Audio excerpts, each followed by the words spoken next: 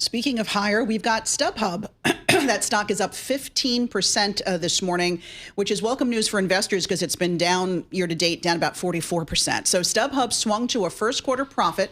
Sales climbed on strong ticket demand. It posted first quarter profit of $32.5 million. That's reversing a year earlier loss. Revenue climbed 12%, and gross merchandise sales rose 7% to over $2 billion. The CEO, Eric Baker, he's citing healthy trends in live events. He says people, quote, love live events, and also their resale marketplace. Because look, StubHub's core business involves collecting fees on tickets to concerts, sporting events, and also that resale market where there's a big markup, as we know. Including at the Bell Center in Montreal. Thank you. Exactly. They also back their full year guidance. So apparently people are still spending on events and live events at that, and they're benefiting from it.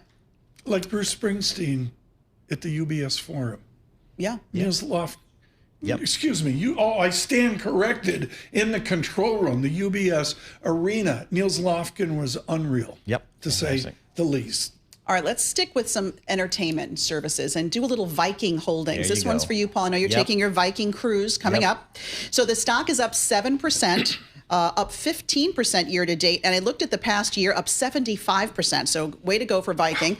Reported strong first quarter results with over $1 billion in revenue. That beat estimates. They did post a first quarter net loss of $54 million or 12 cents a share. So Viking says passengers are increasingly booking cruises further out, while it is making more money from each passenger per day at sea. I wonder if how much of that is alcohol.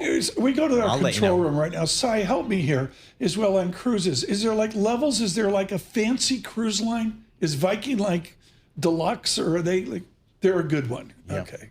Get this, capacity for the current season is sold for 92%. They're at 92% of capacity. So at least that luxury cruise line is not being impacted. They got my money like 6 months ago. Exactly. We should do a surveillance cruise thing. I should talk to Sparta about I'll see if I can get mine sponsored Maybe down in October. the Rhine. Let's go do that down the Rhine. February, Turkey. Danube. Well, we could do Europe as well. Sure. To bring Francine Lacroix along. It'd be great.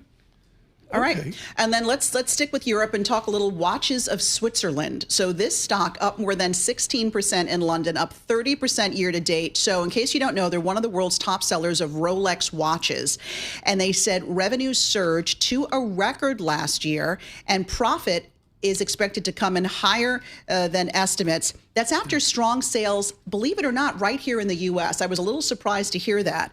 They entered, Watches of Switzerland entered the U.S. market 8 years ago, and it now accounts for more than half of their group sales. And this is an important milestone for a company that's pledged to double sales and profit by 2028. That's pretty ambitious, but it looks like they are well on their way. I mean, they cratered and they've come back. Yeah. Basically. And, you know, in the beginning of the year, they said, look, we've got these tariffs from President Trump, higher raw materials, so don't expect much. But it looks like business is strong. And watchmakers in general are just facing higher costs, like gold, for instance, right? The gold is, high, and you've got consumer uncertainty. Retail sales today pulling back from last month's or previous month's high. Alexis Christoforous, thank you so much. At Stock Movers, it's a podcast that we do any number of times a day, but nobody does it like Alexis. I mean, it's just all there is. Well, thank you, sir. To it as well.